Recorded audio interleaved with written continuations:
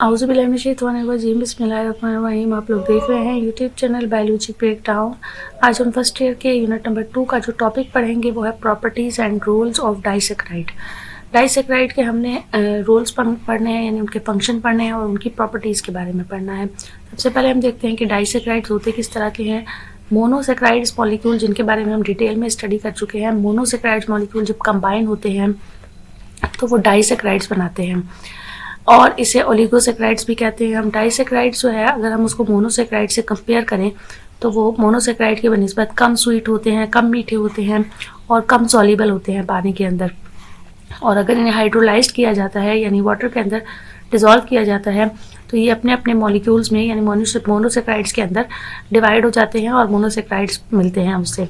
Disaccharides होते हैं वो बहुत फेमिलियर एनर्जी सोर्स हैं जो कि लिविंग ऑर्गेनिज्म में मौजूद होते हैं, जैसे माल्टोज, लैक्टोज, सक्रोज, ये तमाम डाइसेक्राइड्स हैं। इसका जनरल फार्मूला डाइसेक्राइड्स का जो है वो C12H22O11 है।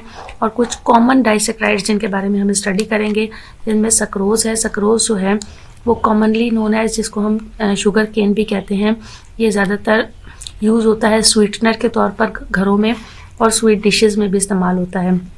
प्लांट्स में ये सक्रोज मौजूद होता है एज अ ट्रांसपोर्टेड डाइसेक्राइड के तौर पर, यानी जब फूड प्रिपेयर होता है तो वो इसी फॉर्म में, डाइसेक्राइड की फॉर्म में प्रिपेयर होता है, सक्रोज की फॉर्म में, फूड जब प्रिपेयर होता है तो वो सक्रोज की फॉर्म में प्रिपेयर होता है और ट्रांसपोर्ट होता है। सक्रोज की लिंकेज कैसे होती है ये हम अगले वाले टॉपिक में बहुत डिटेल में स्टडी करेंगे। यहाँ पर आपको यही चीज़ बताई जा रही है कि सक्रोज जो है मॉलिक्यूल है, अल्फा मॉलिक्यूल का कार्बन एटम जो C1 पे मौजूद होता है और दूसरे मॉलिक्यूल का कार्बन एटम जो कि C4 पे होता है, जिसे बीटा फ्रुक्टोज कहते हैं। कि दोनों जब आपस में मिलते हैं तो सक्रोज का मॉलिक्यूल बनता है। माल्टोज की प्रॉपर्टीज़ के बारे में हम पढ़ते हैं तो माल्टोज जो है वो उसे कॉमनली हम माल्ट शुगर भी कहते हैं। माल्टोज डाइसेक्राइड जो होता है वो इंटरमीडिएट डाइसेक्राइड होता है। ये अमूमन स्टार्च और ग्लाइकोजन की ब्रेक डाउन जब होती है तो उसके नतीजे में प्रोड्यूस होते हैं। एनर्जी प्रोड्यूसिंग मॉलिक्यूल होता है। माल्टोज जो होता है वो ब्रीविंग इंडस्ट्री में इस्तेमाल होता है, यानी ये जो शराब वगैरह और सिरका वगैरह बनाने वाली जो इंडस्ट्रीज होती हैं वहाँ पर ये इस्तेमाल होता है। माल्टिंग प्रोसेस के ज़रिए से इस्तेमाल होता है और कैटाबोलाइज होता है मुख्तलिफ एंजाइम्स के ज़रिए से, जो कि अमाइलेज है।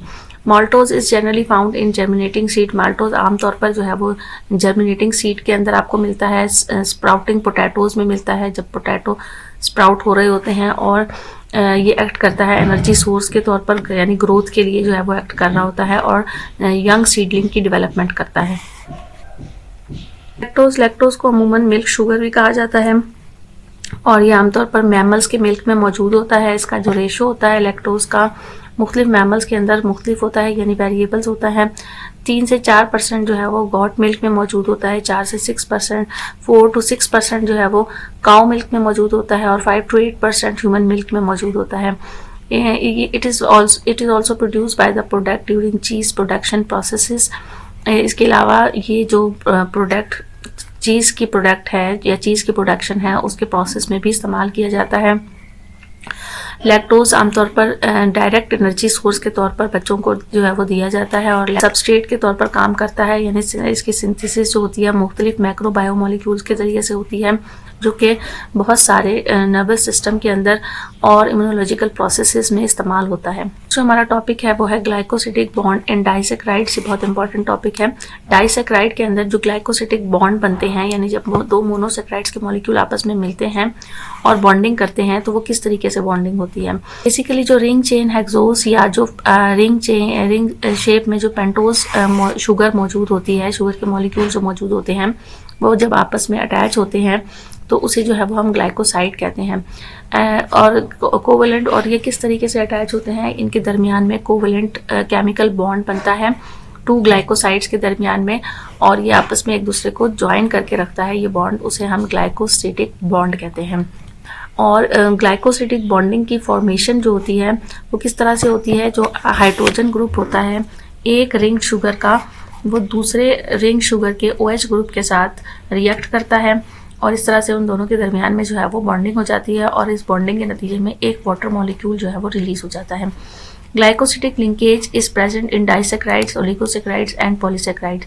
चूंकि इनमें मोनोसैकेराइड्स के मॉलिक्यूल आपस में मिलते हैं, चेन्स बनाते हैं, तो इसलिए ये जो लिंकेज होती है ग्लाइकोसिडिक लिंकेज, ये मोनोसैकेराइड्स डाइसैकेराइड्स में भी होती है, ओलिगोसैकेराइड्स में भी और पॉलीसैकेराइड्स में भी होती है। ग्लाइकोसिडिक बॉन्ड जो होता है उसे हम नेम देते हैं बेसिस कार्बन एटम के नंबर की बेसिस पे, यानी कौन सा कार्बन का वो नंबर है जिस पे से हाइड्रोजन बॉन्ड और कौन सा कार्बन का नंबर है जिस पे से OH ग्रुप जो है वो आपस में ज्वाइन हो रहे हैं। तो कार्बन नंबर जो होते हैं वो इंटरेक्ट कर रहे होते हैं दूसरे कार्बन के मॉलिक्यूल के साथ या दूसरे शुगर के मॉलिक्यूल के साथ और लिंक्ड करते हैं। ग्लाइकोसिडिक बॉन्डिंग को अगर हम नेम देने की बात करें तो इसको नेम जो है वो इस तरह से दिया जाता है कि एक शुगर का मॉलिक्यूल या एक जो है वो मॉलिक्यूल का कार्बन एटम दूसरे किसी और शुगर के मॉलिक्यूल के कौन से कार्बन एटम के साथ ज्वाइन है या कौन से OH ग्रुप के साथ ज्वाइन हो रहा है, तो हम उस बेस पर जो है वो इसको नंबरिंग करते हैं। ग्लाइकोसिडिक लिंकेज जो होती है उसको हम अल्फा और बीटा करके भी नेम देते हैं और ये बेस करती है अल्फा और beta type of first sugar involve in linkage. इसमें कौन से शुगर जो है वो इन्वॉल्व हो रहे हैं, अल्फा शुगर इन्वॉल्व है या बीटा शुगर इन्वॉल्व है, उसकी बेसिस पर हम इसको नाम देते हैं। जैसे फॉर एग्जांपल एक ग्लाइकोसिडिक लिंकेज में हम एक को कहते हैं अल्फा 1,4 ग्लाइकोसिडिक लिंकेज। ये फॉर्म्ड होती है जब शुगर का अल्फा डोनेट करता है OH ग्रुप और दूसरी शुगर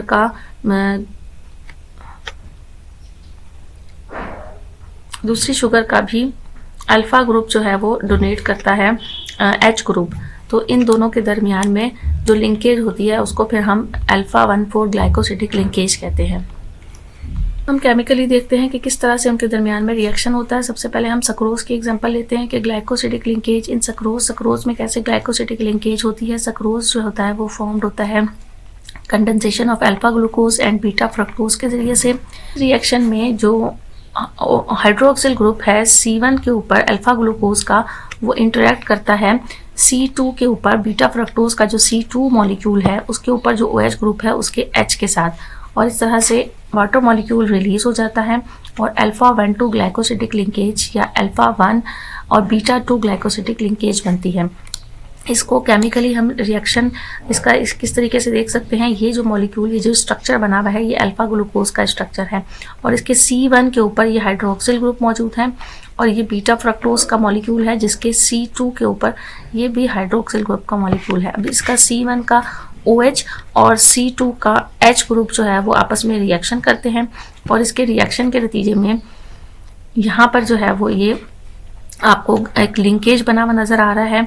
इसका H का जो है OH ग्रुप है वो पूरा का पूरा रिलीज हो जाता है और इसका सिर्फ हाइड्रोजन ग्रुप रिलीज होता है। तो ये ऑक्सीजन इसके दरमियान में ये जो है वो इस H के साथ भी रिएक्ट कर रहा होता है और इसके साथ भी जो है वो रिएक्शन कर रहा होता है। इस तरह इन दोनों के दरमियान में एक कोवेलेंट बॉन्डिंग बन जाती है और हमें पता है कोवेलेंट बॉन्डिंग में क्या होता है, शेयरिंग होती है, यानी ऑक्सीजन का मॉलिक्यूल अपने इलेक्ट्रॉन को इसके साथ भी शेयर कर रहा होता है और इस वाले मॉलिक्यूल के साथ भी शेयर कर रहा होता है। और जो H और यहाँ से जो H मॉलिक्यूल निकलता है और यहाँ से जो OH मॉलिक्यूल निकलता है वो हाइड्रोजन H2O की शक्ल में, वाटर की शक्ल में रिलीज हो जाता है। तो इस तरह से हम इसको नाम कैसे देते हैं कि अल्फा 1,2 ग्लाइकोसिडिक लिंकेज कहते हैं, अल्फा 1 और 2 ग्लाइकोसिडिक लिंकेज कहते हैं, या फिर हम इसको दूसरा नाम जो है वो देते हैं अल्फा 1 और बीटा 2 ग्लाइकोसिडिक लिंकेज। जो हमने ग्लाइकोसिडिक लिंकेज देखनी है वो हमने माल्टोज में देखनी है। तो माल्टोज जो है वो फॉर्म्ड होता है 2 मॉलिक्यूल की कंडेंसेशन से, एक अल्फा ग्लूकोज के 2 मॉलिक्यूल की कंडेंसेशन से। इस रिएक्शन में जो OH ग्रुप है C1 के ऊपर जो OH ग्रुप मौजूद होता है फर्स्ट अल्फा ग्लूकोज का, वो इंटरेक्ट करता है हाइड्रोक्सिल ग्रुप के H ग्रुप के साथ C4 के ऊपर जो मौजूद होता है दूसरे अल्फा ग्लूकोज के, और एक वाटर मॉलिक्यूल रिलीज हो जाता है और इसको हम अल्फा 1,4 ग्लाइकोसिडिक लिंकेज भी कहते हैं या फिर अल्फा 1 अल्फा 4 ग्लाइकोसिडिक लिंकेज भी कहते हैं। सेम वही प्रोसेस हो रहा है। वहाँ पर फ्रक्टोज का मॉलिक्यूल था सेकंड पे, यहाँ पर अल्फा ग्लूकोज के ही 2 मॉलिक्यूल हैं। अल्फा ग्लूकोज का एक मॉलिक्यूल जो C1 के ऊपर जो हाइड्रोक्सिल ग्रुप मौजूद है वो अल्फा ग्लूकोज के दूसरे मॉलिक्यूल C4 के ऊपर जो हाइड्रोक्सिल ग्रुप है उसके H के साथ रिएक्ट करता है और H2O बना लेता है और रिलीज हो जाता है। और इसके रिलीज होने के बाद एक O का ग्रुप जो ऑक्सीजन का जो है वो एक मॉलिक्यूल बचता है जो कि कोवेलेंट बॉन्डिंग करता है, यानी अपने इलेक्ट्रॉन C1 अल्फा ग्लूकोज के C1 के साथ भी शेयर करता है और अल्फा ग्लूकोज के C4 के साथ भी शेयर करता है। इस तरह से इसका जो नाम होता है वो हम देते हैं कि अल्फा 1,4 ग्लाइकोसिडिक लिंकेज, और मोल्टोज का मॉलिक्यूल बन जाता है और वाटर मॉलिक्यूल रिलीज हो जाता है। ग्लाइकोसिडिक लिंकेज अगर हम लैक्टोज में देखें तो लैक्टोज किस तरह से फॉर्म्ड होते हैं। लैक्टोज जो होते हैं वो कंडेंसेशन ऑफ बीटा ग्लैक्टोज और बीटा ग्लूकोज की मदद से होती है। इनके दरमियान में, इन दो मॉलिक्यूल के दरमियान में कंडेंसेशन होती है बीटा गैलेक्टोज और बीटा ग्लूकोज के दरमियान में। और इस रिएक्शन में भी सेम यही प्रोसेस होता है। C1 के ऊपर, बीटा ग्लैक्टोज के C1 के ऊपर जो OH ग्रुप मौजूद है वो इंटरेक्ट करता है बीटा ग्लूकोज के C4 कार्बन के साथ।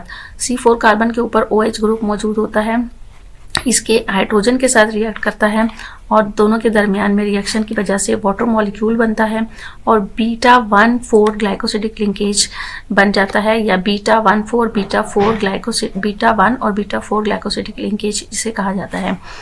इसको केमिकली हम जब देखते हैं तो ये जो मॉलिक्यूल है ये बीटा गैलेक्टोज का मॉलिक्यूल है। इसके C1 के ऊपर ये हाइड्रोक्सिल ग्रुप मौजूद है और ये वाला जो स्ट्रक्चर है ये बीटा ग्लूकोज का मॉलिक्यूल है।